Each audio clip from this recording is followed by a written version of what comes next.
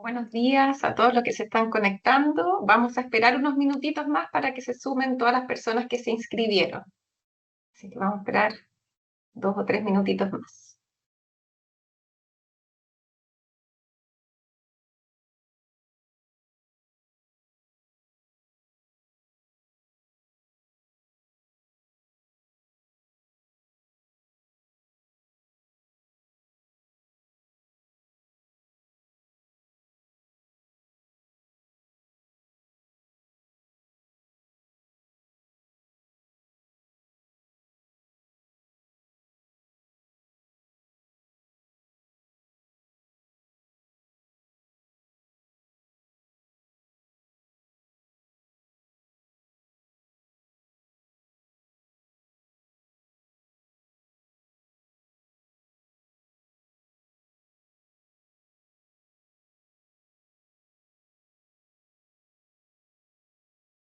Gracias a todos los que se están sumando.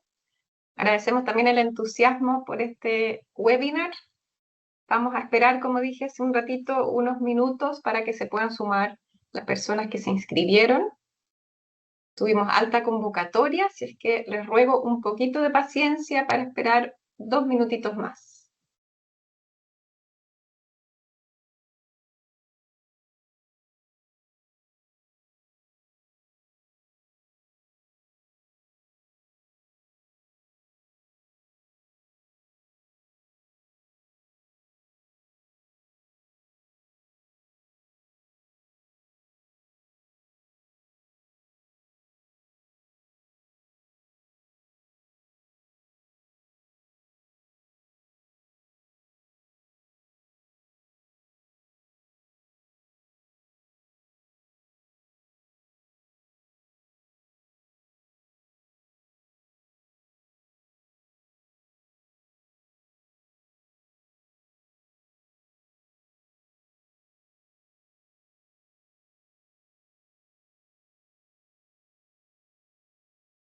Volvemos a dar entonces la bienvenida a todas las personas conectadas. Muy buenos días desde donde estén. Y tal como les habrán visto en la invitación, este seminario se titula Ley REP en Chile, excelencia operativa en el reciclaje electrónico a través de R2. Esto está organizado por ANIR, la Asociación Nacional de la Industria del Reciclaje, y SERI, con el patrocinio del Ministerio del Medio Ambiente de Chile. SERI, para todos los que estén hoy día, es la única organización colaborativa sin fines de lucro de múltiples partes interesadas en el mundo, enfocada exclusivamente en minimizar los riesgos ambientales y de salud que plantean los productos electrónicos usados y al final de su vida útil, al mismo tiempo que maximiza el valor social y económico que presenta este equipo. Entonces, ¿cuál va a ser el objetivo de este webinar? La regulación, la responsabilidad extendida del productor para los residuos de aparatos eléctricos y electrónicos en Chile, y revisaremos, por tanto, también mejores prácticas internacionales, dada la colaboración que nos hace hoy SERI para este webinar. Les voy a leer la agenda y también paso a describir algunos asuntos prácticos. Las preguntas, por favor, colocarlas en el chat y se leerán al final de la charla para las dos panelistas. Los micrófonos de los participantes se mantendrán apagados y habrá una encuesta al final para que ustedes puedan decir qué temas les gustaría profundizar. Y esa información es de mucha utilidad para las tres instituciones.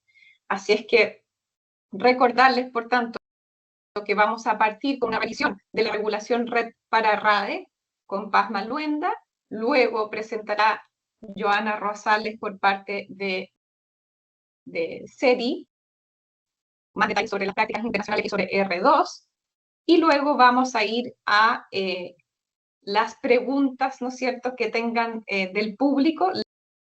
La idea es que esto tome 1 hora y media, la agendamos de 10 a 11 y media, así que cada panelista tendrá alrededor de 25 minutos y después vamos a dejar el espacio para preguntas. Si hay muchas preguntas y hay muchas similares, como les digo, vamos a hacer un conglomerado y se las vamos a traspasar a nuestras dos panelistas de hoy, que voy a pasar a presentar ahora a nuestra primera panelista, ¿cierto? Paz Maluenda, ingeniera en recursos naturales renovables de la Universidad de Chile, magíster en manejo integrado de recursos de la Universidad de Edimburgo, con 12 años de experiencia en el diseño y coordinación de proyectos, estrategias e instrumentos de política pública en materias relacionadas a la economía circular y cambio climático. Actualmente se desempeña como profesional de la Oficina de Economía Circular del Ministerio del Medio Ambiente de Chile, participando en temas de diseño regulatorio e implementación de la ley REP. Así es que muchas gracias a todos los conectados y te doy el pase entonces, Paz. Muchas gracias desde ya.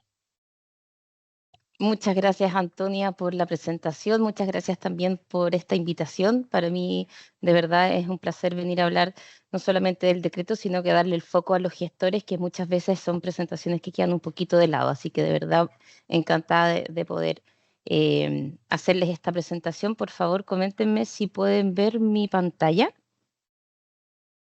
Sí, ahí está perfecto. Ya. Entonces, tal como adelantaba Antonia, bueno, primero, muy buenos días a todos los que se están conectando hoy día. Yo voy a hablar específicamente cuál es el rol de los gestores en este decreto de metas de pilas y aparatos eléctricos y electrónicos, y no solamente en el decreto, sino que el rol fundamental que tienen en la ley REP en general. No me está pasando. Ahí sí. Bueno, esto es lo que les voy a contar hoy día brevemente. Esta es la agenda. Primero vamos a ver una introducción a la red de tal forma que estemos todos entendiendo más o menos lo mismo antes de entrar en el detalle de qué es lo que aparece o lo que establece la propuesta de decreto de metas de pilas y de aparatos eléctricos y electrónicos, para luego terminar con un foco en cuál es el rol de los gestores, no solo en el decreto, sino que en la REP en general, y también cuáles son los principales requisitos para los gestores que establece este decreto. Y si nos vamos a la introducción a la REP, bueno, como muchos de ustedes quizás ya saben, esta es una ley marco que fue aprobada en el año 2016. Esta ley es la que instaura este régimen de la responsabilidad extendida del productor, y por eso su nombre, o como se le conoce, que es la ley REP, que viene de la responsabilidad extendida del productor. Y este régimen se instaura para ciertos productos prioritarios. Entonces, los productores de estos productos prioritarios, que los vamos a ver enseguida, tienen la obligación ahora, con esta ley, de hacerse cargo de los productos que comercializa al final de su vida útil, o sea, cuando estos se transforman ya en un residuo. Y lo que tienen que hacer ahora, que es lo que establece esta ley, es que deben cumplir con metas de recolección y de valorización también, y otras obligaciones asociadas. Estas metas y estas obligaciones también que establece el decreto se deben cumplir sí o sí a través de sistemas de gestión. El sistema de gestión es un actor también sumamente importante del modelo REP. Y son los sistemas de gestión quienes van a contratar y van a organizar a los gestores de residuos siempre y cuando ellos estén autorizados y registrados. O sea, es decir, los productores tienen estas obligaciones, estos los cumplen a través de los sistemas de gestión, y los sistemas de gestión son los que salen a contratar a los gestores. Ofrecidas por el Ministerio, pero a través de decretos diferenciados para cada uno de los productos. Estos son los principales actores en la red, y acá solamente lo que quiero graficar es cómo se mueven ellos, cómo se relacionan. Tenemos por una parte los productores, tenemos a los sistemas de gestión, tenemos a los consumidores, que somos nosotros quienes consumimos estos productos prioritarios, y tenemos también a los gestores, que imagino acá hay muchos presentes. Y entre estos factores tenemos dos flujos principales. Primero hay un flujo material, que es el flujo de los productos, finalmente, que sale del productor, pone su producto prioritario en el mercado, y nosotros como consumidores lo compramos,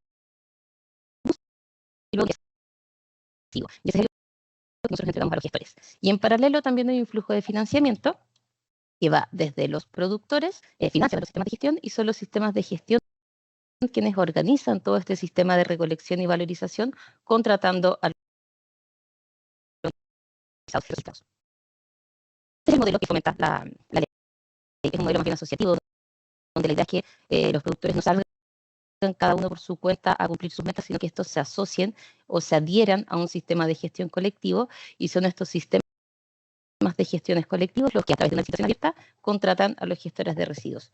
Vale destacar que los sistemas de gestión no tienen fines de lucro, o sea, no pueden repartir las utilidades. Todo lo que pueda generarse como utilidad se tiene que volver a invertir. El único objetivo que tiene el sistema de gestión es cumplir con las metas y las obligaciones de los productores asociados. Ese es su único objetivo. Los productores, de todas formas, pueden hacer esto de forma individual. Tienen que crear también un sistema de gestión individual. Ellos, en este caso, pueden contratar directamente a los gestores de residuos. La única exigencia que hay en este caso es que este tipo de sistemas o estos productores que deciden no asociarse, sino que hacerlo de forma individual, solamente van a poder cumplir las metas con los residuos de sus propios productos. A diferencia de lo que ocurre con los sistemas de gestión colectivos, que ellos pueden cumplir metas con cualquier tipo de residuo, siempre y cuando estemos hablando del mismo producto, evidentemente. En el caso de los individuales, solamente van a poder cumplir metas con los residuos que se generen de los propios productos que ellos meten en el mercado. Estos son los productos prioritarios que establece la ley 20.920 o la ley REP. Tenemos a los neumáticos, los envases y embalajes y los aceites lubricantes. Esos tres ya con decretos vigentes. Tenemos el de pilas y aparatos eléctricos y electrónicos, que está ya a punto de salir. Baterías, que también ya inició su proceso de elaboración. Y hace poquito ya se anunció que textiles era el nuevo producto prioritario. Hoy día nos vamos a enfocar entonces en este, de pilas y aparatos eléctricos y electrónicos, que, como pueden ver ahí, son dos productos distintos que se regulan de forma conjunta. Y aquí también, para ir entendiendo de qué estamos hablando cuando hablamos de estos distintos actores, primero tenemos a los productores. Estos son los principales regulados de la ley, se podría decir. ¿Y qué es lo que se entiende por productores? Es toda persona que, independiente de la técnica de comercialización que utilice, va a enajenar un producto prioritario por primera vez en el mercado nacional, o bien lo importa para después comercializarlo en el mercado nacional, enajena bajo marca propia un producto prioritario adquirido de un tercero, es decir, estos que quizás mandan a hacer un producto, pero para comercializarlos bajo su marca, ellos son los productores. Y por último, todos aquellos que importan un producto prioritario para su propio uso profesional. Estas son las tres, se podría decir, definiciones de productor que están y van a ser regulados tanto por la ley como por los decretos de metas. Los sistemas de gestión, como les decía, es un actor súper relevante, ya que son los principales encargados de cumplir con las metas. Estos son financiados por los productores. Son los encargados, como les decía, de organizar toda la gestión de los residuos para cumplir con las metas de sus productores. Cada sistema de gestión va a tener que ser autorizado por el ministerio, va a ser fiscalizado también por la superintendencia, y el sistema de gestión solamente va a poder iniciar sus operaciones una vez que cuente con un plan de gestión aprobado por el ministerio. Es decir, cada sistema de gestión, sea individual o colectivo, tiene que presentar un plan de gestión ante el ministerio que demuestre cómo va a cumplir finalmente con esas metas y esas obligaciones. Y por último, también debe realizar licitaciones abiertas, como les decía, para contratar a los distintos gestores que van a estar involucrados en el manejo, dependiendo del producto que estemos hablando. Y respecto a los gestores, tenemos distintos tipos de gestores. Vamos a tener empresas recolectoras, empresas valorizadoras. En el caso de los aparatos eléctricos y electrónicos, también vamos a tener empresas pretratadoras, recicladoras de base, las municipalidades. Acá tenemos, la verdad, que una variedad de tipos de gestores que van a estar involucrados en esta regulación. Dentro de los principales requisitos que tienen estos gestores es contar con todas las autorizaciones para el manejo de residuos, según la normativa vigente que tenemos acá en Chile. Y por último, está registrado en el sistema sectorial REP del Ministerio. Este sistema sectorial está alojado en el REDC.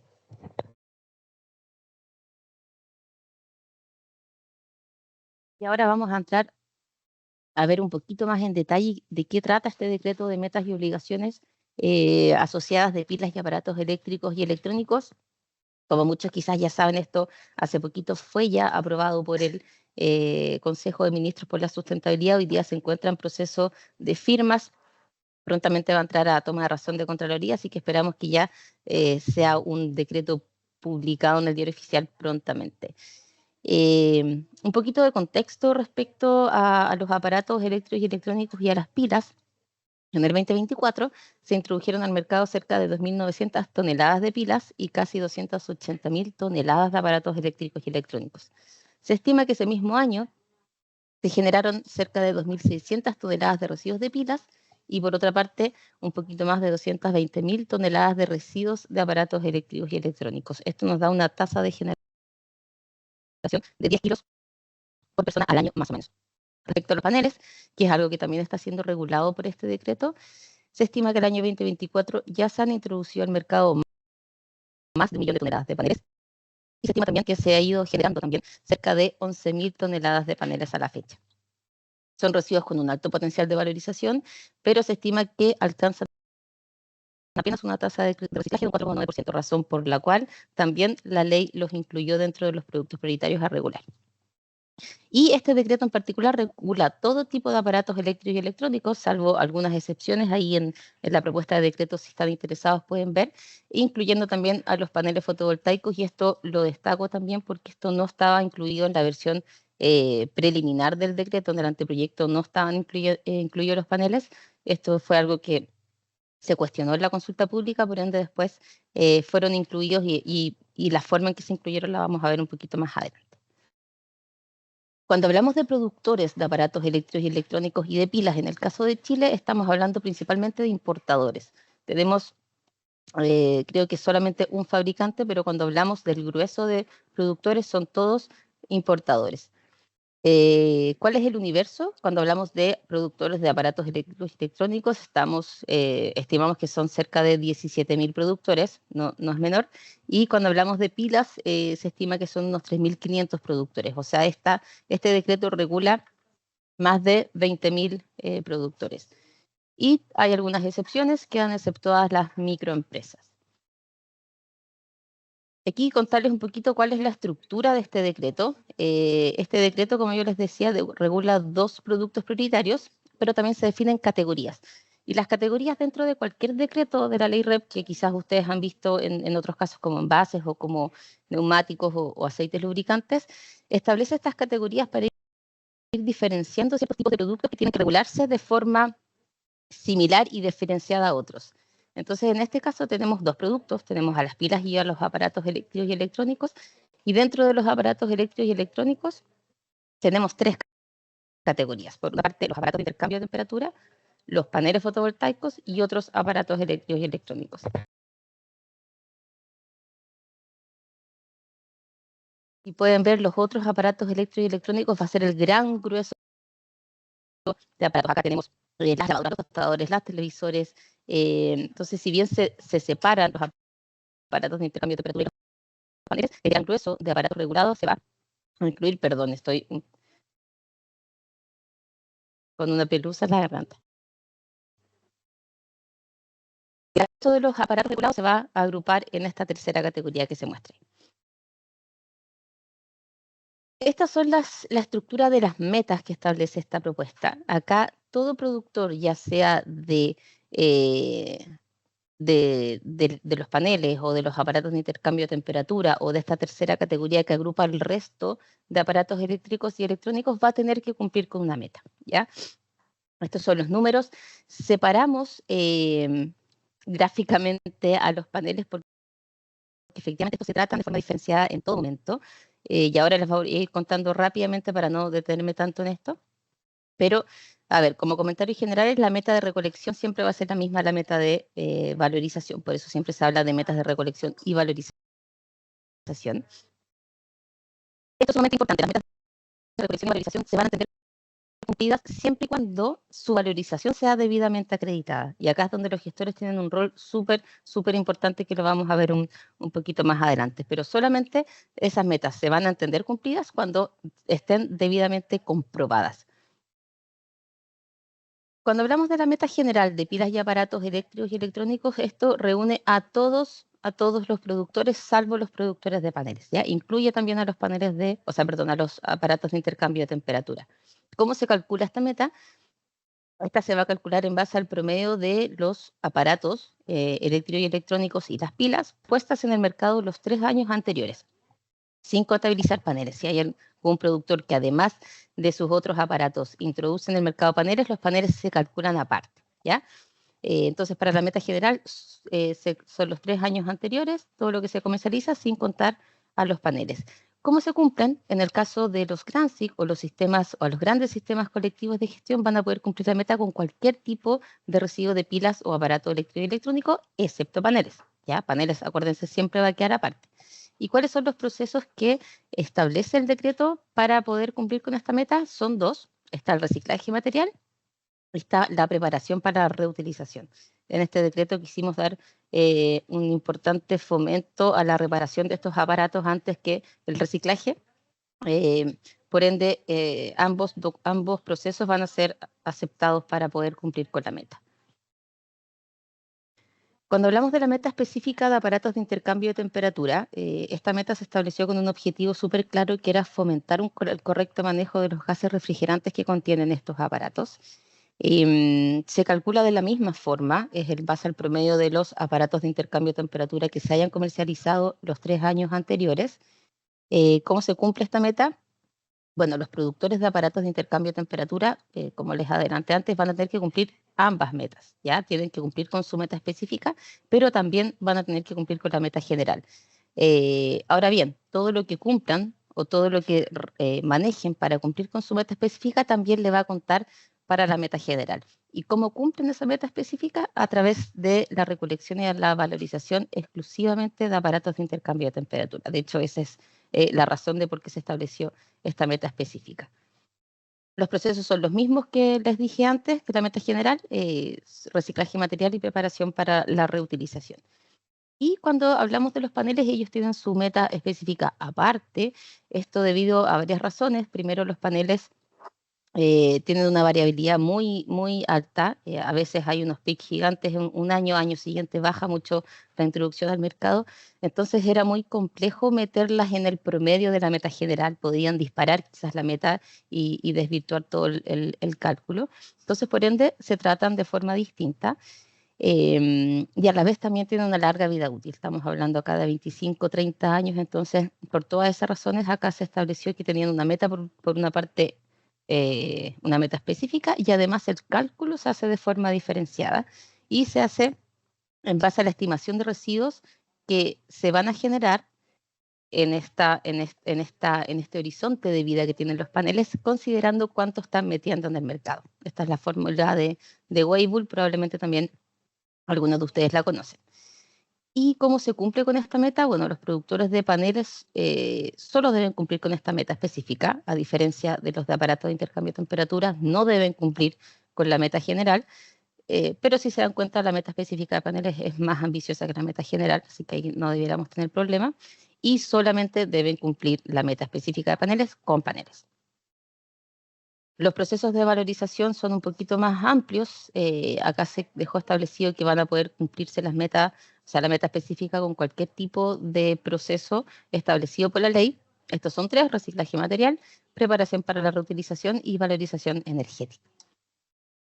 El decreto también establece algunos mecanismos de recolección. Esto es muy similar a lo que ocurre con envases. También van a tener que instalar estas instalaciones de recolección y almacenamiento, puntos verdes o puntos limpios, como muchos conocemos en una gradualidad que aparece ahí en la tabla. Si quieren verlo en más detalle, pueden consultar después en la propuesta de decreto. Tenemos también una obligación de recolección domiciliaria.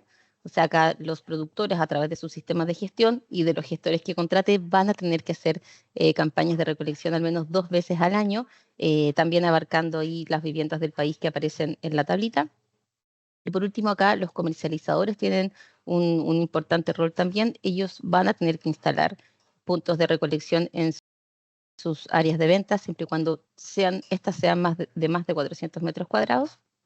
Esto también se va a tener que convenir con un sistema de gestión, o sea, esto también es financiado por los productores, pero finalmente el comercializador va a tener que poner ahí un puntito donde poder recolectar residuos de aparatos eléctricos y electrónicos, siempre y cuando sean de la misma característica de los aparatos que comercializan.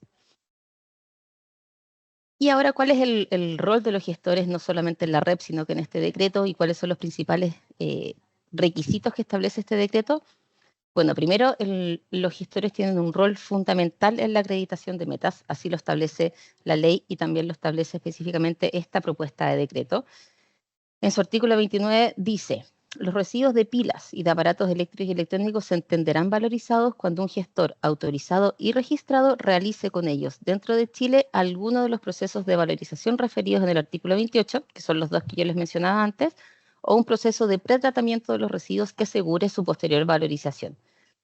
Es decir, acá los sistemas de gestión solamente van a poder acreditar el cumplimiento de las metas de sus productores con la información que puedan obtener de sus gestores. No va a haber otra forma. Entonces, por eso, esta forma de acreditarlo implica que los gestores involucrados en la cadena, ya sean pretratadores, recolectores o valorizadores, van a tener que mantener documentos tributarios o otros documentos que vaya a determinar la superintendencia que demuestren la valorización que hicieron de los residuos de aparatos eléctricos y electrónicos en las cantidades que exigen las metas. Y evidentemente con los procesos también que acepta el decreto. O sea, acá la trazabilidad que puedan tener los gestores al interior de sus establecimientos es fundamental para que el sistema de gestión y sus productores puedan acreditar el cumplimiento de metas.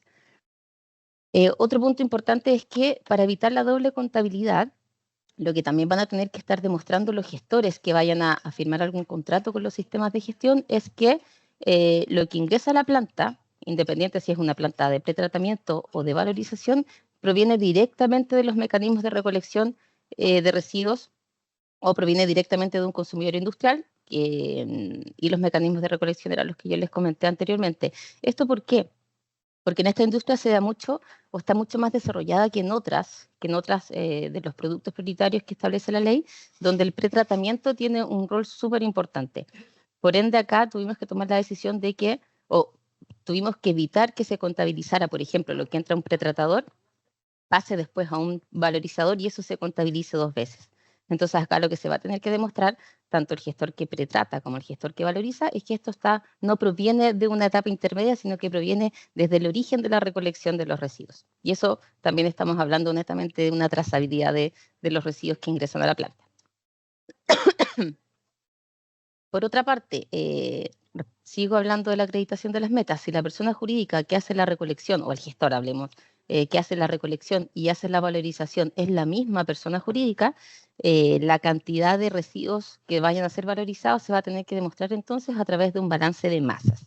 ¿Ya? Ahí esta persona jurídica va a tener que hacer de alguna forma un balance que permita asegurar o que permita demostrar cuántas son las cantidades que está recolectando y que están siendo valorizadas.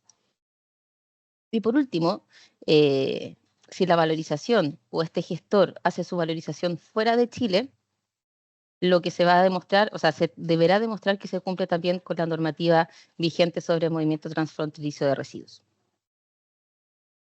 El decreto también establece otras exigencias técnicas para el manejo de los residuos. Estas también van a tener que ser cumplidas por los gestores. Primero estamos hablando de todo lo que tiene que ver con la gestión de los residuos de aparatos de intercambio de temperatura y el manejo que se hace de los gases refrigerantes. Acá se va a tener que cumplir con dos normas técnicas, las que allí aparecen, o las que las reemplacen, evidentemente. En el caso también de aquellos residuos de pilas o de aparatos eléctricos y electrónicos que tengan algún potencial de reparación, acá hay también exigencias bien claras para los gestores de recepción, manipulación, revisión y almacenamiento de dichos residuos con la finalidad de que se resguarde finalmente su potencial de reparación. Y también hay otra exigencia respecto a los compuestos orgánicos persistentes. Estos muchas veces incluyen los plásticos de estos aparatos eléctricos y electrónicos. Y respecto a esto, lo que establece el decreto es que estos COPS o estos residuos o estos RAEs que contengan COPS van a tener que ser identificados y van a tener que ser gestionados de acuerdo a la normativa sanitaria vigente. Acá se destaca que no van a poder ser enviados a rellenos sanitarios. Y por último, creo que esta ya es la última exigencia más específica que respecta a los gestores. Hay una exigencia de uso de producto obtenido como materia prima o insumo en nuevos procesos. Esto es un porcentaje de aprovechamiento que le llamamos nosotros internamente. ¿Y qué es lo que dice la propuesta? Es lo siguiente. Dice, los gestores deberán asegurar que al menos un 75% de los productos que obtienen tras el pretratamiento o tras la valorización de los residuos de pilas y de aparatos eléctricos y electrónicos han sido debidamente aprovechados como materia prima o insumo en nuevos procesos productivos. ¿Qué es lo que se busca con esta exigencia? Es que, en definitiva, estos residuos que se valorizan sean efectivamente aprovechados, efectivamente se introduzcan dentro de un proceso productivo nuevo, que sean utilizados como materia prima y que no se terminen acumulando en los establecimientos de los gestores. Es decir, con esto a lo que se apunta finalmente es asegurar la circularidad de esos residuos. Y esto Esto también lo quiero destacar porque es algo que también se va a tener que demostrar mediante documentos tributarios u otros. La superintendencia también, dentro de sus facultades, va a poder determinar otro tipo de documentos, pero principalmente son documentos tributarios que den cuenta de que que ese material que se obtuvo tras la valorización o tras el pretratamiento efectivamente está siendo vendido, o se demuestre que existe una venta futura. Y acá nuevamente estamos hablando de llevar bien al detalle la trazabilidad de los residuos que entran en el establecimiento. Bueno, ¿y qué queda por delante? ¿Qué nos falta finalmente para que esto sea decreto publicado? Lo adelanté al inicio, ya hemos pasado por muchísimas etapas, ya estamos en la puerta del horno, estamos terminando el proceso de firmas de esta propuesta, prontamente la vamos a ingresar a la Contraloría para que tome razón, y una vez tomada razón ya tenemos un decreto que se puede publicar en el diario oficial, y a partir de eso, como ustedes ya quizás ya lo han visto en la propuesta, son 24 meses para que las metas entren en vigencia. Nos queda todavía algún tipo de, de plazo o de tiempo para que las metas entren en vigencia, por eso estamos tratando de difundir este decreto de la mayor forma posible, las distintas obligaciones que tienen sus distintos actores. Hoy día nos estamos concentrando en los gestores y hoy día les muestro finalmente lo que dice la normativa. Después Joana nos va a contar cuáles son de esas obligaciones, quizás cuáles son las que efectivamente corresponden a buenas prácticas a nivel internacional. Así que con eso yo, Antonia, termino mi presentación. Les agradezco mucho su atención y nada, pues quedamos aquí atentos a las consultas que puedan surgir. Muchísimas gracias, Paz, por todo este detalle. Han llegado preguntas, yo te las voy a mandar por interno, recordarles que vamos a responder al final, esto para mantenerlos a todos cautivos, porque ahora viene la segunda parte de nuestro webinar, donde vamos a ver las mejores prácticas para el reciclaje y reutilización de productos electrónicos y la importancia de los estándares internacionales. Para eso está con nosotros Seri y Joana Rosales, específicamente ella es emprendedora social, ambientalista y entusiasta de la colaboración, es ingeniera ambiental especializada en gestión de residuos sólidos y economía circular, con especial enfoque en la gestión de residuos electrónicos, cuenta con una amplia experiencia en la legislación local e internacional en la materia y es actualmente la embajadora para Latinoamérica de serie. Así es que muchas gracias desde ya, Joana. También van a poder hacer preguntas para ella. Yo ya capturé las 4 que hay para Paz, se las voy a hacer llegar para que al final respondamos todo. Adelante, Joana, muchas gracias. Gracias mil, Antonia. Muchísimas gracias, Paz, por esa introducción. Creo que se ata muy bien a lo que yo les voy a contar y de alguna manera la idea es cómo una certificación internacional, un estándar internacional en general, puede complementar estas normativas locales desde el punto de vista de excelencia operativa. Entonces, regálenme un segundo que voy a tratar de compartir mi pantalla.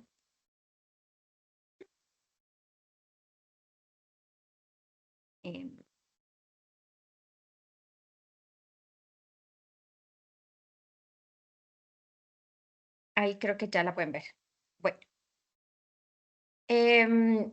Quería empezar igual contándoles un poco qué es SERI. SERI es una organización, como bien lo comentó Antonia, es una organización que se creó en el 2005 más o menos como un grupo de trabajo de la EPA en Estados Unidos, cuando se estaba tratando de crear el primer estándar técnico, la primera guía técnica para el reciclaje responsable de residuos electrónicos. A partir de eso, SERI ya se desvinculó de la EPA, ya es una organización independiente. Y básicamente lo que busca SERI es promover y crear conciencia sobre la electrónica sostenible, pero nosotros no es SERI una certificadora. Y cuando hablamos de electrónica sostenible, es súper importante también saber que no es exclusivamente el tema de reciclaje y el final de la vida útil, y por eso me pareció genial que la normativa de Chile ya incluya y ya tenga cierto énfasis en el tema de reuso, porque consideramos que evidentemente la parte de circularidad y de sostenibilidad viene atado con también extender la vida útil y no necesariamente destruir cosas que todavía podrían ser utilizadas. Es una organización sin fines de lucro que desarrolla y es propietaria del estándar de certificación, mas nosotros no realizamos la certificación como tal, eso lo hacen las certificadoras. ¿Cuál es el objetivo? Es abarcar todos estos ámbitos de la circularidad y la sostenibilidad. Uno de los puntos interesantes de SERI es que es un grupo, está compuesto por, es un grupo multiactor. Es decir, hay dentro de SERI existen y quienes desarrollan la norma, existen tanto productores como gestores, la academia, existen entes reguladores, la sociedad civil. Entonces, la idea es que es un estándar multiactor que tiene la visión de todas estas distintas partes dentro del estándar y eso es, creo, lo que también le hace muy, muy valioso y que podamos abarcar todas estas fases que vemos acá. SERI tiene lo que se llama un comité técnico asesor, que es el que desarrolla la norma. De hecho, este año estamos iniciando el proceso de actualización para la versión 4 y el comité técnico está integrado por todos los representantes de estas stakeholders que les acabo de mencionar. Además de, creo que es súper importante mencionarlo, además de la R2 como estándar internacional, existen otros estándares internacionales también. CENELEC es uno de ellos que también regula un poco el tema de residuos electrónicos. También está el E-Stewards, creo que es una de las también bastante conocidas, y el WE LABEX que se utiliza en Europa. Al final, los estándares lo que son es documentos técnicos que nos dicen reglas y directrices y la forma en la que debemos realizar las operaciones para garantizar que sean consistentes, que siempre tengamos los mismos resultados. Eso es lo que es un estándar a nivel nacional, internacional. Las ISO se definen más o menos igual y eso es lo que estos 4 estándares buscan, pero de una manera muy específica, orientado al tema de electrónica circular. Y el tema de residuos electrónicos, como ustedes saben, existe una forma adecuada y correcta de hacerlo y también una forma no adecuada e incorrecta de hacerlo. Y ahí es donde nace la complicación y la necesidad que existan estos estándares que tal vez para reciclaje de papel y cartón no es necesario. Porque lo que encontramos es que, claro, muchos operadores y muchos gestores y refurbishers y demás de electrónica afirman que son responsables y que están haciendo las cosas bien, pero es un poco difícil a veces saber qué significa estoy haciendo bien. En la práctica no todos cumplen con la protección del medio ambiente, tal vez no con los estándares más altos, el tema de data, de seguridad de datos personales, reputación de marca y demás. Entonces, de esa necesidad nace la R2. Y ahora les cuento en chiquitito qué es. La R2, el estándar,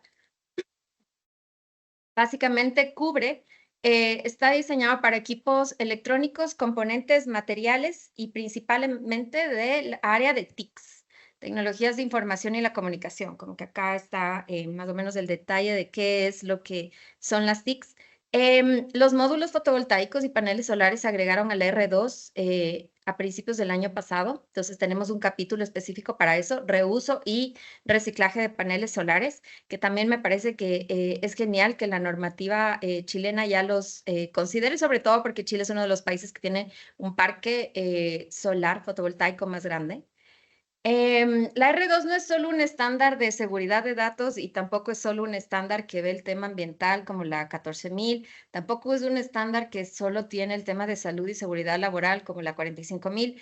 R2 es un estándar, lo definimos como un estándar de sostenibilidad electrónica porque acumula o envuelve todas estas otras temáticas. Es un estándar que cubre todos los puntos, pero tiene mucho énfasis en el tema de trazabilidad y de cumplimiento legal. Entonces, al elegir, digamos, un operador que tiene una certificación R2, de alguna manera nos estamos asegurando que cumple con todos estos requisitos que a veces están como esparcidos en varias normas y en varias normativas con una sola certificación. Ese es un poco el objetivo. R2 es en la actualidad la certificación. Hasta septiembre del 2024 contábamos con algo más de 1,200 plantas en 42 países. Ok, acá está. ¿Quién puede certificarse R2? Esta es una pregunta muy, muy común. Está orientada hacia los operadores de reciclaje de RAE. En nuestros países también se llaman gestores de RAE.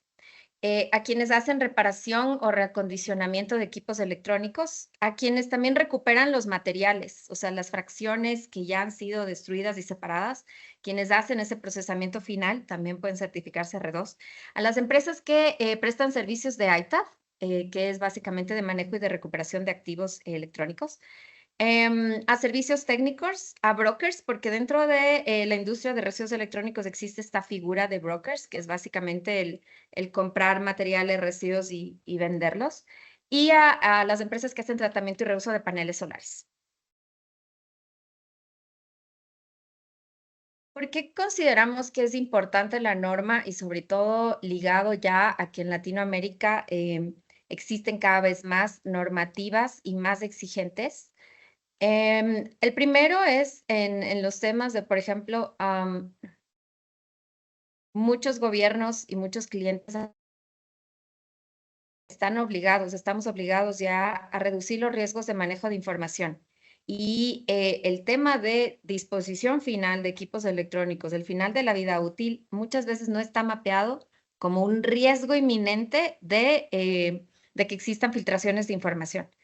Pero se han hecho estudios, por ejemplo, de que el 40% de discos duros usados están siendo revendidos en línea, aún contienen datos recuperables de su propietario original. Y esto es un riesgo súper grande que de pronto antes no habíamos identificado, pero a medida que se van regulando varios de estos temáticas a nivel internacional ya se vuelven muy importantes. El 60% de empresas también, en general, denuncian haber tenido algún tema de filtración de datos causados por un proveedor al final de la vida útil de sus equipos. Puede ser como para reuso, como para reciclaje, pero ya existen este tipo de denuncias y este tipo de problemas en clientes a nivel internacional. El otro tema, estamos al tanto, pero Basilea a partir de enero 2025 incluyó a todos los residuos electrónicos dentro del alcance. Y entonces, claro, para poder tener un poco más de control a nivel internacional, esto hace que ya todos los controles de movimientos transfronterizos sean muchísimo más estrictos. Todos los países están alineados en tratar de controlar los movimientos transfronterizos de residuos electrónicos.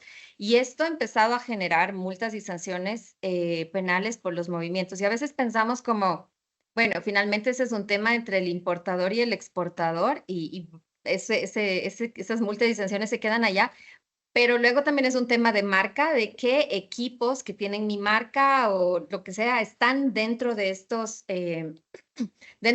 embarques. Entonces creo que es un riesgo que no solo tienen las exportadores, también se directamente impacta a los generadores en caso de que no esté siendo realizado de una manera legal. Y finalmente creo que, así, existen muchos beneficios para otros stakeholders, además de los propios gestores y operadores, en el poder contar con una certificación internacional en general. Esto genera, se ha visto que genera mucha confianza en todos los actores de la cadena, porque da cierta certeza de que las organizaciones certificadas han sido auditadas por una tercera parte, se entiende que tienen procesos, que están haciendo las cosas bien, y entonces eso genera en el público en general, en autoridades, bastante más confianza en los procesos que se están realizando. Ahora sí, tengo acá, voy a empezar la parte de mejora continua y excelencia operativa. He hecho un resumen de todas las mejores prácticas que puede tener la R2 en ciertas temáticas que considero que complementan mucho la normativa REP chilena actual. Hemos encontrado varios desafíos que tienen los gestores de residuos electrónicos a nivel internacional. Esto no es un tema solo de Chile, pero muy generalizado. La primera es que están expuestos a riesgos por desconocimiento técnico. El tema de los residuos electrónicos es complejo, es nuevo también y por la cantidad de equipos electrónicos que cada vez tenemos nuevos, los riesgos son no identificados. Entonces eso hace que las plantas de reciclaje y los operarios de las plantas de reciclaje estén expuestos a ciertos riesgos por el desconocimiento de cómo hacer las cosas de una manera más técnica, tal vez. El otro tema es que existen, obviamente, conocimientos limitados sobre las mejores prácticas de gestión a nivel internacional. Existen ciertos países que han desarrollado ya la industria durante muchos más años y que tienen ya cierta conciencia y ciertas guías y requerimientos de cuáles son las mejores prácticas, pero esto no es un tema como está difundido a nivel internacional. Y eso también genera de alguna manera pérdidas de oportunidad de negocio al no considerar inclusive todos los temas de circularidad que una norma de electrónica sostenible promueve. La R2, este es y no me voy a detener mucho, pero esta es cómo está estructurada la R2. La R2 tiene 10 requisitos principales que tienen que cumplir todas las organizaciones que vayan a certificarse, pero luego también tiene unos requisitos que se llaman por... La R2, este es y no me voy a detener mucho, pero esta es cómo está estructurada la R2. La R2 tiene 10 requisitos principales que tienen que cumplir todas las organizaciones que vayan a certificarse, pero luego también tiene unos requisitos que se llaman por proceso, que es la parte flexible de la R2, en la que simplemente la organización cumple aquellos que efectivamente tienen que ver con su modelo de negocio y con su actividad. Es decir, no todas tienen que hacer el tema de prueba y reparación, por ejemplo, si es que su área de expertise o su modelo de negocio está ligado al tema de reciclaje. De todos estos requisitos principales, los que están marcados en verde son los que les voy a contar un poco más en detalle, porque considero que esos son los que tienen experiencias, tal vez, más interesantes para mejora operativa. El primero, y atado muchísimo al tema de documentación y de reportería, cuando hablamos de las normas de REP, es el de trazabilidad. La R2 tiene un énfasis muy grande en poder demostrar de dónde vienen las cosas, qué exactamente pasa dentro de tener mucho control respecto a qué pasa dentro de nuestras operaciones, de nuestras plantas, y luego saber qué pasa con eso una vez que abrimos las puertas y empezamos a entregar materiales, dónde va a llegar, qué va a pasar con todo eso. Entonces, en la parte de control de ingresos, por ejemplo, es muy estricto en que se debe tener un procedimiento de qué residuos y materiales se están recibiendo, de dónde vienen estos materiales y qué procesos van a atravesar dentro de la planta. Se aplica a todos los residuos controlados y una de las cosas que R2 menciona es que es inclusive si es que los residuos o los materiales físicamente tal vez no atraviesan por la planta, porque van directo al procesador final o alguna cuestión así. Inclusive en esos tenemos que tener total control del inventario. Luego tenemos la parte de gestión de inventario, también súper importante por algo que mencionaba Paz. En residuos electrónicos existen materiales que tienen valores positivos y valores negativos. Y el tema de los valores negativos es que al final es un pasivo ambiental, es decir, son cosas que cuestan procesar, que no es algo que se pueda vender y que normalmente son los que causan contaminación ambiental. Entonces, para evitar acumulación de este tipo de residuos y en función de muchas experiencias que se ha tenido en que un gestor de residuos electrónicos tiene almacenado, no sé, 1000 toneladas solo de vidrio CRT y que al final no tiene los mecanismos financieros para procesarlos adecuadamente y se convierte en un problema de salud pública. La R2 lo que nos indica es que no se puede almacenar, por ejemplo, residuos o fracciones de valores negativos por más de 12 meses. Se debe llevar un inventario completo y estable, y sobre todo con el tema de verificar la acumulación, es decir, cuánto estamos almacenando, por cuánto tiempo y de qué materiales. Nos pide también la valoración de los montos máximos de los inventarios negativos. Es súper importante el tema de tener los medios económicos que aseguren que el operador RAE, que el gestor, va a poder dar procesamiento a todos esos inventarios con valores negativos. Nos piden no sobrepasar los límites financieros de esa garantía, y ya vamos a ver luego.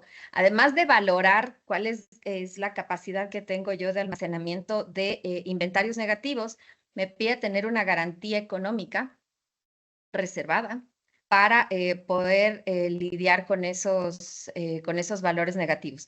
Y evidentemente tengo que controlar todo el tiempo que no me esté pasando de los límites que están garantizados financieramente.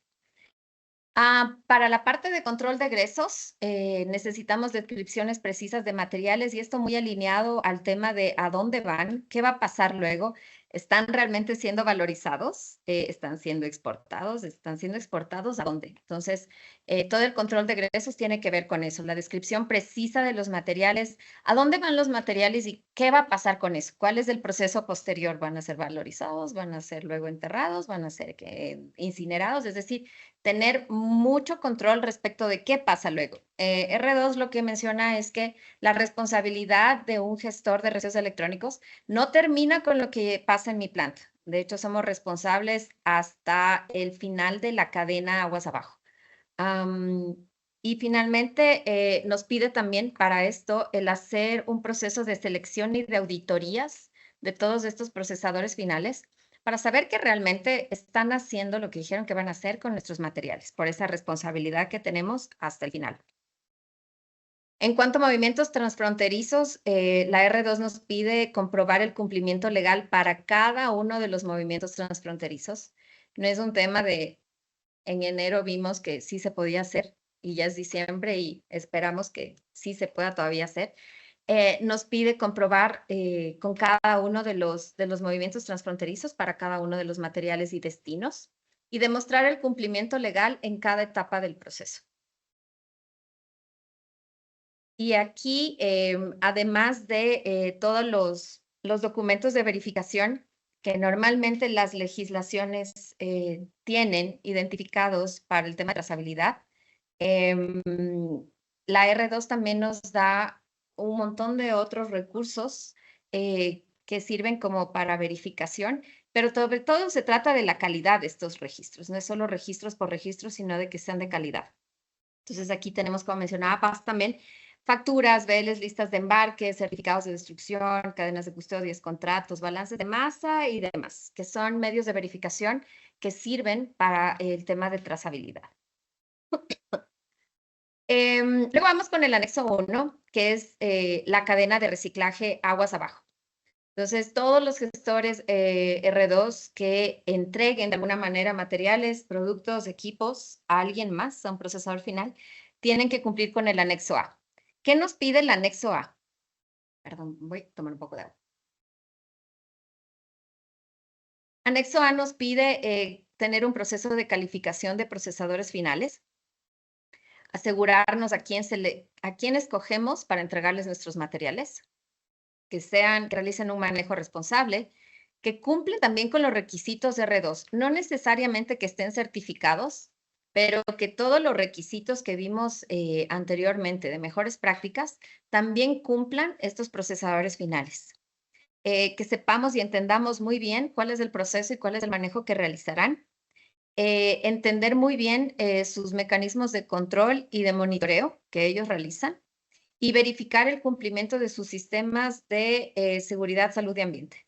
R2 no necesariamente requiere que los procesadores finales estén certificados en sistemas de gestión.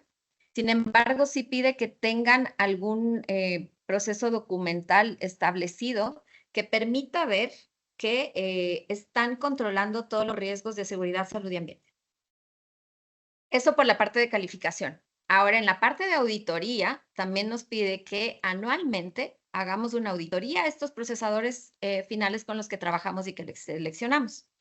Es un proceso por cada uno. Tenemos que asegurarnos que tengan todos los equipos, la maquinaria y la capacidad para hacer lo que se supone que tienen que hacer con nuestras fracciones, que deben cumplir con nuestro plan de materiales de interés, que deben tener un sistema de gestión, como les mencionaba, implementado o documentado, no necesariamente certificado.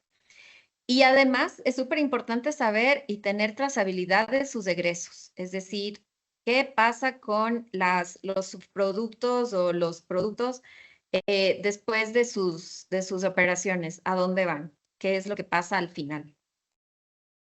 Las plantas certificadas tienen responsabilidad sobre cómo los materiales son manejados hasta el final, no únicamente de lo que pasa dentro de mis operaciones. La cadena de reciclaje, el anexo A nos pide verificar la legalidad de las exportaciones a los proveedores, tener la auditoría anual y requerir la lista de procesadores finales. Las plantas que manejan materiales con valores negativos deben además realizar un seguimiento hasta la disposición final y el último procesador en la cadena. O sea, no necesariamente si es que entrego mis materiales a alguien, pero de ahí va a pasar alguien más. Yo como planta R2 soy responsable de saber el alguien más qué va a estar haciendo con estos materiales. Ya pasando al otro tema que me parece súper importante y complementario a las normativas y bien particular de residuos electrónicos a diferencia de otros residuos, es el tema de seguridad de datos, el por 7. Entonces, ¿qué es lo que nos pide? Nos pide tener un plan de saneamiento de datos y dentro de eso que los gestores de RAE sepan qué tipo de dispositivos reciben y qué datos pueden tener. Definir algunos métodos de sanitización o de destrucción que van a utilizar y sobre todo tener cierto seguimiento y trazabilidad de los dispositivos, es decir, de tal generador llegaron tales equipos que podrían tener data, información, y lo que hicimos fue destruirlos de tal manera. Luego nos pide también el tema de seguridad, inclusive física, es muy fuerte porque ahí es donde se pueden dar brechas de información. Nos pide que todos los equipos y dispositivos que contengan datos tienen que estar protegidos dentro de nuestras instalaciones. Hay que restringir el acceso a las áreas de saneamiento de datos o los lugares por donde circulan o están los equipos o dispositivos que pueden tener data. Y se debe asignar un representante de protección de datos, que eso está muy ligado también a nuestras legislaciones de Ley de Protección de Datos Personales. Finalmente, en el caso de métodos de destrucción, existen métodos físicos y métodos lógicos. Los lógicos se hacen con software normalmente. Se debe asegurar que la destrucción sea irreversible, es decir, que realmente no se va a poder recuperar información después de que se haya hecho el proceso. Deben asegurar que no sean recuperables por ningún medio comercial, lo que implica que el formatear equipos o dispositivos no es un método de destrucción de datos porque es recuperable. Acá, ¿cuáles son los riesgos que pueden existir en los equipos que ya no sirven? Porque los generadores muchas veces no tienen muy en cuenta y muy presente cuáles son los riesgos que hay en estos equipos que ya no se prenden, en estos equipos que ya boté, que ya entregué en el punto de reciclaje. A menos que los discos duros estén destruidos, las probabilidades de que los datos almacenados se recuperen y se filtren son muy altas.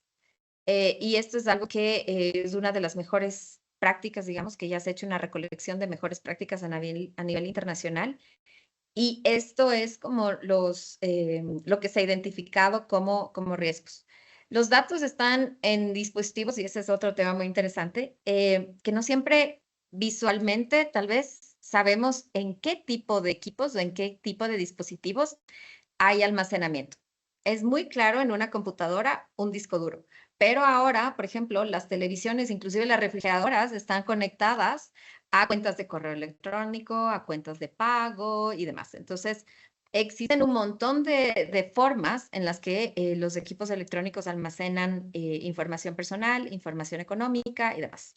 Los datos de estos dispositivos pueden incluir información de identificación personal, datos financieros, información médica, información confidencial y demás.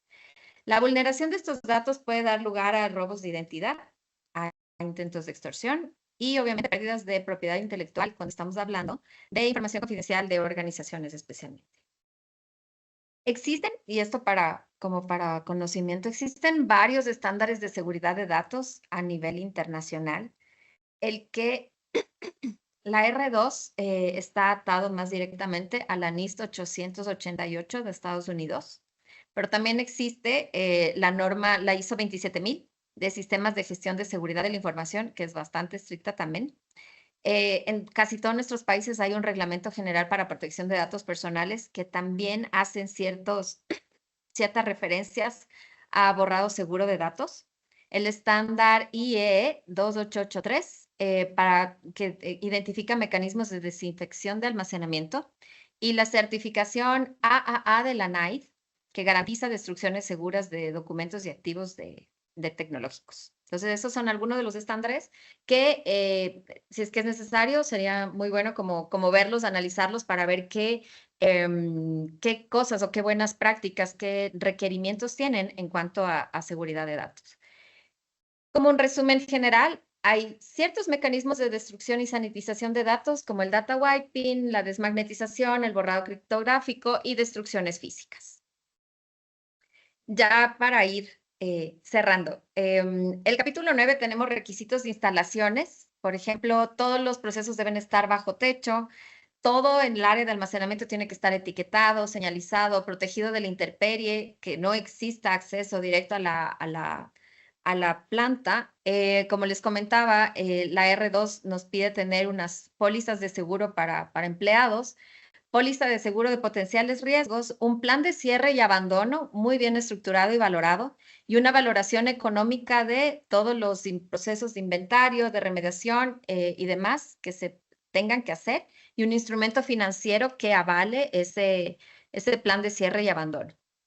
En cuanto a recuperación de materiales, tenemos un poco más de requisitos técnicos cuando ya estamos haciendo un proceso de destrucción. Ay, perdón. Cuando las plantas hacen procesos de desensamble manual, de trituración, de fundición o cualquiera de estos otros, tenemos que cumplir con el anexo E, que es de recuperación de materiales, que tiene, además de todo lo anterior, algunos requisitos adicionales, como por ejemplo, el establecer áreas de descontaminación hacia las áreas limpias, como áreas de transición, definir áreas limpias para toma de alimentos, tener ya una rutina de limpieza y de descontaminación de todas las áreas de producción, tener guardas de seguridad implementadas en los equipos, tener un programa médico para evaluación en sangre de exposición a plomo y mercurio porque son un tipo de sustancias que normalmente están presentes en los residuos electrónicos. El prohibir, por ejemplo, que los empleados lleven ropa y zapatos contaminados a casa, tener procesos para limpieza y mantenimiento de PP, inspecciones de seguridad preuso de la maquinaria, monitoreo de aire para presencia de mercurio, especialmente cuando estamos desarmando, por ejemplo, pantallas planas. Y tener un programa de monitoreo de contaminantes en aire, en superficies y también de ruido. Entonces, estas son las cosas que tal vez si no están en la normativa local, tendríamos que cumplir como buenas prácticas con R2. Y ya para finalizar, ¿cuáles son los beneficios que los estándares ofrecen a los gestores de RAE, a quienes se certifiquen? Primero, que garantiza consistencia, que todas las tareas se están realizando siempre de la misma forma para asegurar que los resultados sean siempre los mismos. Nos garantiza cumplimiento porque obliga a las organizaciones a cumplir con los requisitos legales del país y ir un poco más allá. Garantiza también y facilita la mejora continua. Un requisito obligatorio de los estándares es identificar áreas de mejora e ir mejorando, implementar mejoras sistemáticas. El tema de capacitación se facilita mucho dentro de las organizaciones porque una vez que tienes un sistema documentado con procedimientos y demás, es mucho más fácil la transmisión de información hacia nuevos empleados, con instrucciones claras y muy consistentes. Y luego también ayuda con la resolución de problemas, porque facilita la identificación de estas áreas que también tal vez son problemáticas y busca una forma de implementar soluciones efectivas. Estos son los beneficios en general que vemos no solo del R2, sino en general de los estándares internacionales, certificaciones. Y con eso creo que acabé. Espero no haberme pasado mucho tiempo. Buenísimo, Joana, muchísimas gracias. Causó también hartas preguntas, pero yo creo que la primordial, que te la voy a hacer a ti, pero vamos a dar espacio primero a Paz. Pero alguien preguntó por ahí, ¿cómo nos hacemos R2? Yo interpreto que quería preguntar cómo obtener la certificación R2. Y otra persona que también comentó sobre la seguridad de datos, si es que también está considerado en la red o no. Eso es para ambas. Para Paz llegaron más de 15 preguntas, ya desde en relación a los AIT, si son solamente de uso domiciliario o también industriales, hasta el movimiento transfronterizo de residuos. Yo alcancé a captar las que estaban en PIR y también las del chat. Puede ser que se nos hayan olvidado algunas. Agarré las que fueran preguntas, ¿ya? Si son opiniones no las tomamos, sino que si es que tenían dudas o inquietudes, esas sí las tomamos. Así es que, Paz, no sé si quieres partir inmediatamente respondiendo, así también esto va a quedar grabado y queda aclarado inmediatamente las dudas que ustedes tengan con respecto al decreto, básicamente. Así que adelante nomás, Paz. Ahí, Antonia, si quizás tú me las puedes ir enunciando y yo las Perfecto. voy respondiendo en la medida de lo posible. Las primeras fueron las de AIT, si son solamente de uso domiciliario o también industriales como intercambiadores de calor. Esa fue una al principio. La segunda es sobre la reutilización como valorización, considerando que estos equipos, por ejemplo, pueden ser donados a colegios, fundaciones, o bien paneles que pueden tener o pueden ser reutilizados en instalaciones de menor tamaño. Esas son las dos primeras. Voy por partes porque si no, no las voy a retener. Siendo súper sincera, no voy a ser capaz. Respecto a los AIT, el decreto, a diferencia de lo que ocurre, el decreto de pilas y de aparatos, a diferencia de lo que ocurre con envases, no establece categorías domiciliarias y no domiciliarias. O sea, es decir, si aquí de lo que estemos hablando, creo que hablaba del ¿cómo mencionaste? ¿Un intercambiador de calor? O algo así, si cumple con la definición que aparece en el decreto de aparato de intercambio de temperatura, va a ser considerado un aparato de intercambio de temperatura y va a tener que cumplir con la meta específica y con la meta general. Acá no tiene relación con el uso domiciliario o no domiciliario que se le pueda dar a ese aparato. Sobre la segunda, como mencioné en la presentación, efectivamente la preparación para la reutilización, ese es el concepto más bien técnico del proceso, pero vernicularmente le decimos la reparación del aparato va a ser un proceso aceptado para poder cumplir con la meta. Ese es probablemente uno de los principales objetivos de este decreto, es poder fomentar la reutilización antes del reciclaje. Y en ese sentido, claro, ahí todo lo que tenga que ver con donaciones que puedan hacer los productores, el único requisito que acá se debería cumplir, como ocurre con todos los productos, porque es el modelo de la responsabilidad extendida del productor, es que ese aparato tiene que ser desechado y traspasado a un gestor. Ese gestor va a poder hacer la reparación y después eso se va a poder donar. Podría ocurrir, de hecho, que ese gestor lo repare, lo done y lo done a quien el productor le diga. Yo creo que eso puede quedar en los términos contractuales, pero sí, lo que tiene que ocurrir es que primero sea desechado, esa es la condición de residuo que establece la ley, que sea desechado por su dueño y a la vez esto sea traspasado a un gestor que pueda hacer el proceso respectivo, en este caso la preparación para la reutilización. Y ahí se podrá donar a quien el productor o con quien se haya llegado a algún tipo de convenio, pero efectivamente la donación es parte. Sin embargo, como les comento, tiene que haber un desecho, por decirlo así, del residuo y pasado a través de un gestor que haga el proceso respectivo. Perfecto. Mira, hay varias preguntas y con nombres distintos. Se hablan del rol del generador industrial, pero también cómo va a declarar el productor y el consumidor industrial en el caso de AE, si será lo mismo o similar a lo de al decreto de envases y embalajes. Es una pregunta que ahí capturo por lo menos dos.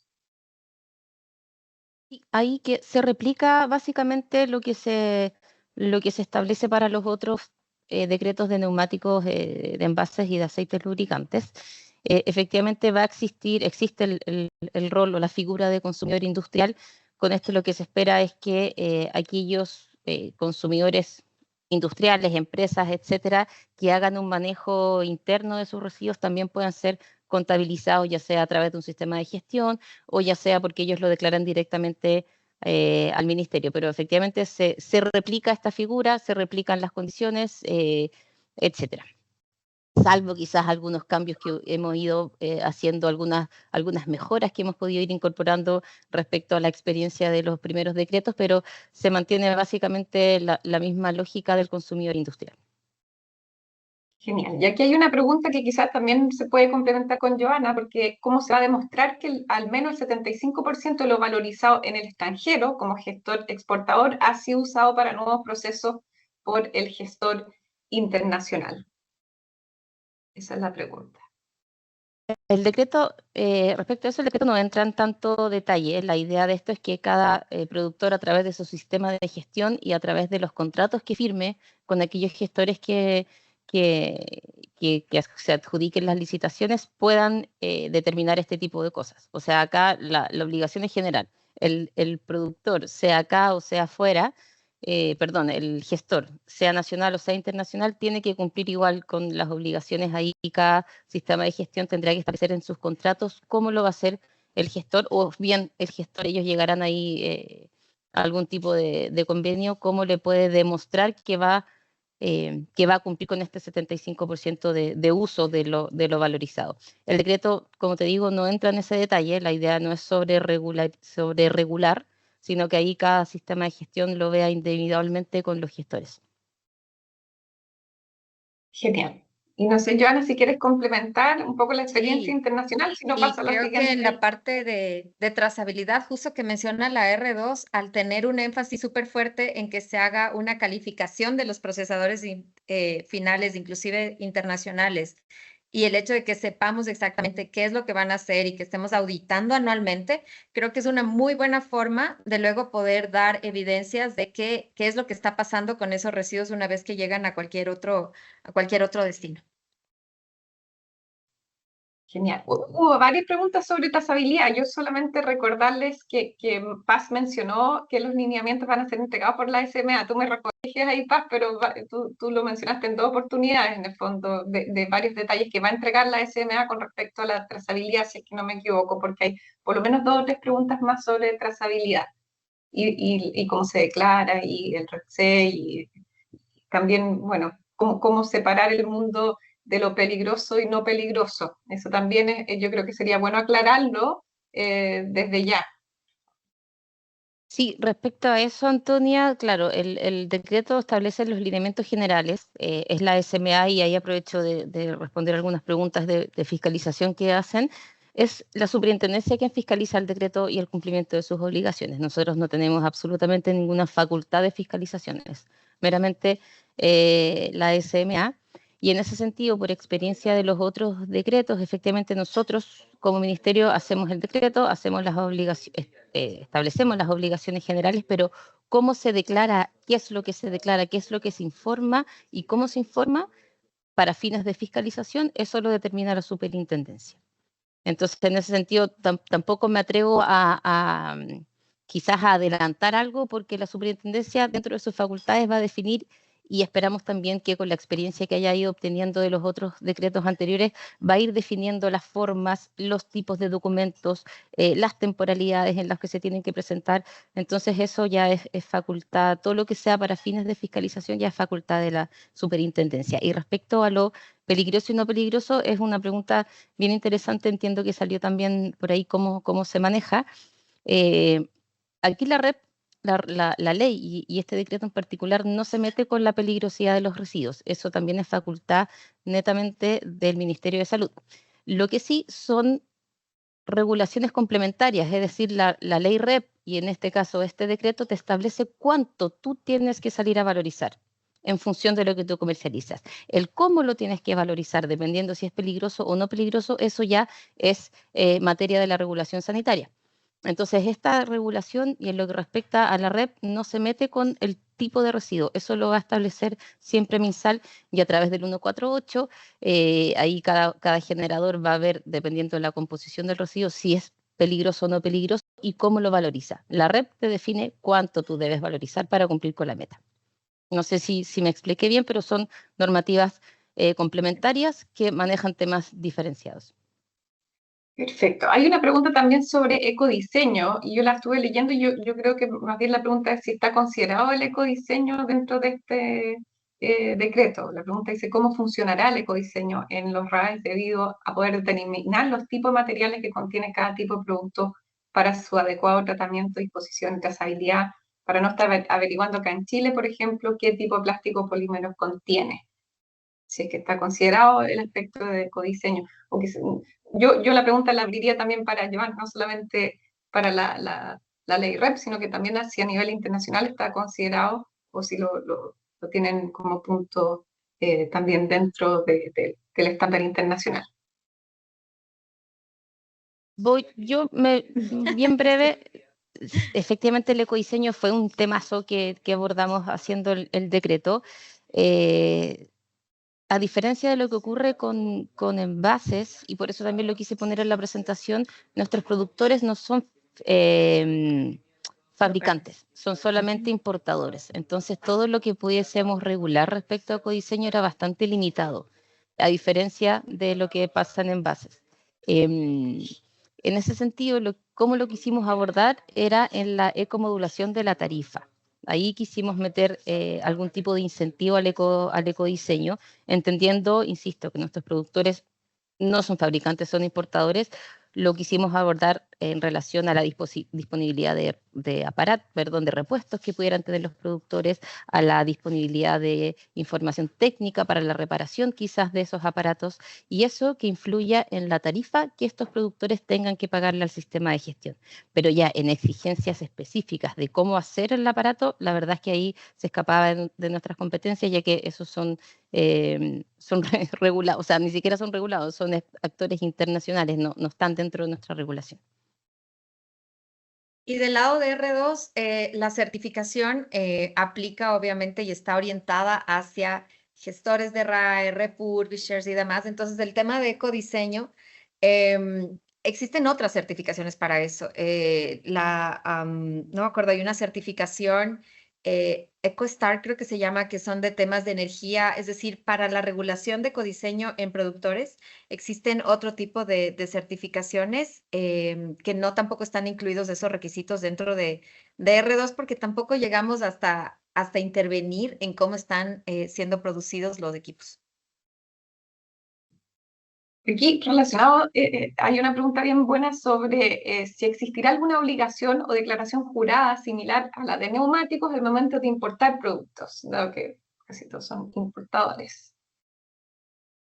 Sí, acá se replica también lo que se hace en neumáticos, incorporando algunas oportunidades de mejora, evidentemente, que se han ido identificando, y se replica también lo que se solicitan aceites lubricantes, que también ahí hay un rol importante de aduana en solicitar estas declaraciones. Pero sí, todo lo que sea importación también va a tener que cumplir con esa exigencia de declaración jurada. Genial. Y hay una pregunta sobre ¿para qué materiales se puede considerar valorización energética en el caso de RAE? La valorización energética solamente se va a poder considerar para el cumplimiento de la meta específica de paneles. ¿Ya? No se va a poder, para la valorización energética no es un proceso válido cuando estamos hablando de otros aparatos o de aparatos de intercambio de temperatura, solamente en el caso de paneles. ¿Y por qué? Bueno, toda la industria del manejo de paneles hoy día en Chile está muy incipiente. Dentro del levantamiento de información que nosotros hicimos, pudimos ver que se estaban implementando hoy día distintos tipos de procesos. Tenías el reciclaje, también se estaban reparando y también se estaba haciendo un coprocesamiento de ellos.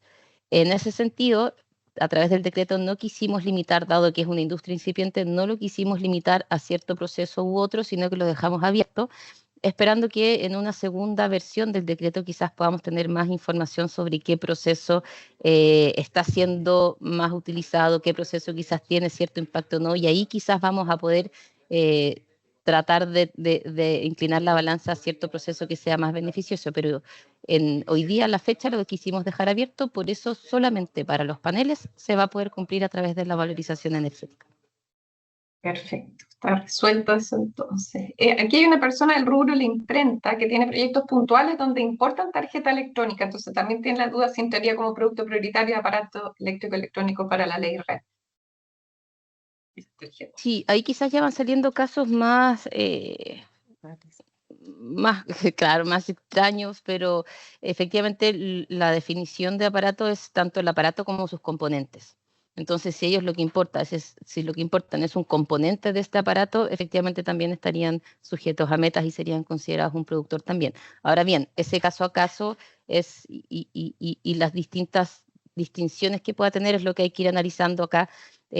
Yo sugiero desde ya poder que los productores ya empiecen a tener algún tipo de asesoría legal para ver qué efectivamente cae o no cae dentro de las metas. Nosotros lamentablemente no podemos hacer asesorías, podemos responder preguntas generales del decreto. Entonces, ese caso a caso a veces nos cuesta considerarlo o analizarlo más en detalle. Y yo sugiero poder tener ciertas asesorías legales en caso de que se pueda hacer un regulado, un productor.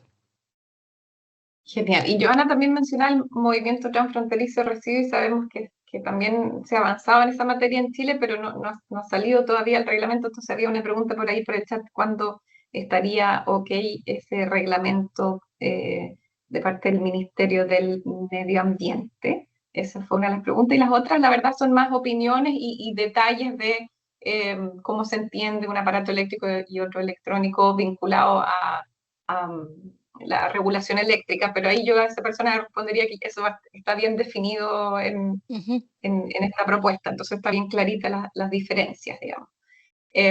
Es eso, esas fueron de las últimas que pudimos captar. Han salido otras, por supuesto, pero recuerden que también dijimos que queríamos hacer una encuesta para saber en qué temas quieren ahondar más, cierto. tanto por ambas partes y desde el Ministerio de Medio Ambiente y de SERI, así es que Joana va a enviar también una A ver, encuesta. ahí voy a lanzarla. No sé cómo se va a ver esto para los participantes, pero hay dos preguntas. Una sobre temas que nos gustaría profundizar en la normativa REP o en la normativa chilena en general.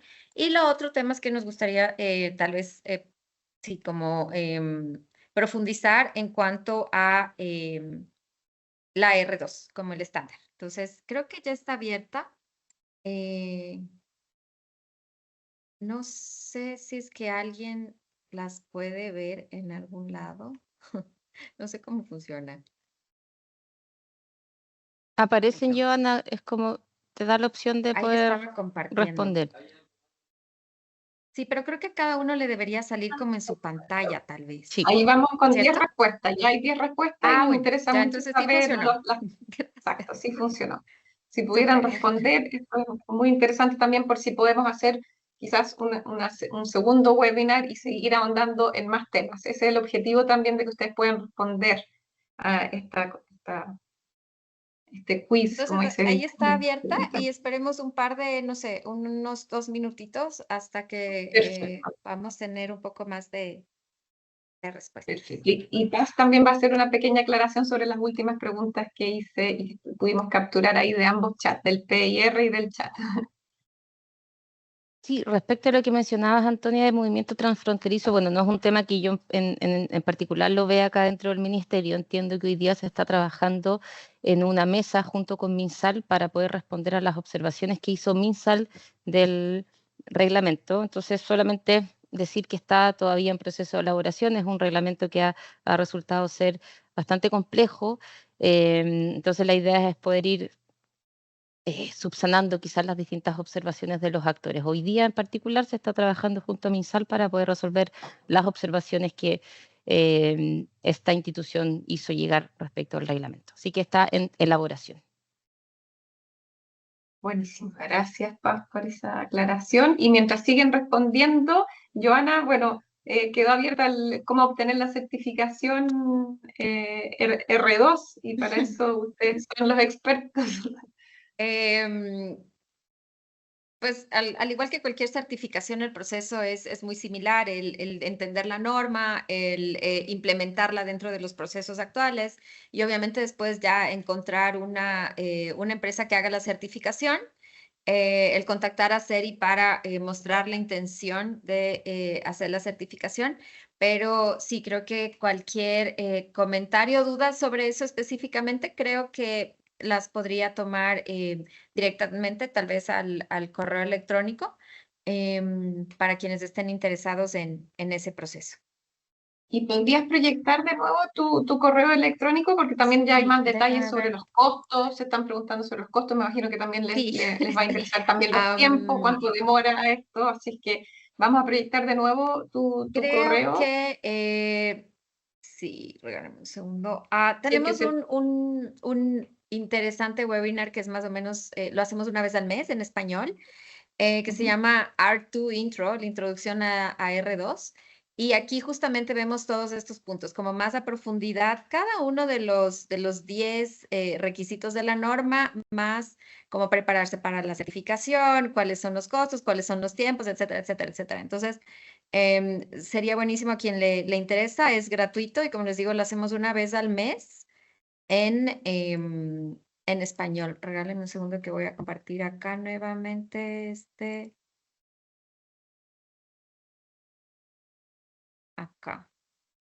La última lámina para que puedan ver La entonces última tu lámina. correo y recordarles que en el chat, si suben un poquito, va a estar en la encuesta sobre qué temáticas les gustaría profundizar para ver si podemos organizar una segunda o una tercera versión de este mismo webinar, dependiendo del entusiasmo y las ganas de seguir ahondando en estas temáticas. ¿No Ahí se se ve ve, todavía, Celia. Joana? O yo ¿No? todavía no lo veo, quizás es un problema mío. Si no, lo puedes escribir en el chat para que todos tengan tu correo electrónico Ahora y es más mismo creo que fácil. va a ser mejor. Y bueno, Porque agradecerles de nuevo también la asistencia. En algún momento estuvimos en 130. Yo sé que varios se tuvieron que retirar a las 11, así que agradecer también a todos los que se quedaron hasta el final. Gracias por las preguntas. Esto sí va a quedar grabado, entonces pueden Sí. revisar de nuevo ambas presentaciones, las de Paz, las de Joana. Las respuestas a las preguntas también van a quedar en la grabación y la vamos a subir. Antonia. Yo por lo menos como Anir me comprometo. Sí. A mí me quedó como en el tintero, alguien preguntó a raíz de toda la presentación que hizo Joana, muy interesante sobre la sanitización de data, y preguntaron si eso Es que estaba exigía en la normativa. claro, si exista la normativa. No, eso no está hoy día en la normativa, pero independiente de que esté en la normativa, yo creo que es un tema que los productores de todas formas igual podrían exigir a sus gestores, dado que es un tema tan sensible, es probable, esperaría yo, a que sí sea una exigencia que probablemente los productores, ya sean directamente como un sistema de gestión individual o bien a través de un sistema de gestión colectivo, exijan a los gestores que vayan a ser contratados, ya que es un tema, así como lo mencionaba Joana, es bastante sensible. Así que no está hoy día incluido en el decreto, pero yo tendería a pensar que sí va a ser algo que quizás los gestores mismos, o sea, perdón, los productores vayan a exigir a los gestores que contraten. Además, agregando a eso, nuestros países tienen ya ley de protección de datos personales y normalmente dentro de esa normativa existe ya también estos requisitos para el final de la vida útil. Entonces, tal vez está más bien toda la obligatoriedad por este otro lado de la ley. Genial, muchas gracias. Yo sé que faltaron algunos temas, pero podemos seguir profundizando. La idea era probar también si había interés para que podamos hacer quizás otras seminarios como este sobre plásticos, porque ese es otro mundo que se abre, ¿no es cierto?, sobre el plástico vinculado a los aparatos eléctricos electrónicos, para agradecer nuevamente a CERI y el patrocinio también del Ministerio del Medio Ambiente por este webinar. Así que muchas gracias a todos por haber estado durante esta hora y media. Muchas gracias. Gracias mil a todos, que tengan buen día. Gracias, Gracias Paz, a gracias, ustedes. Antonia. Gracias, Antonia, gracias, Joana.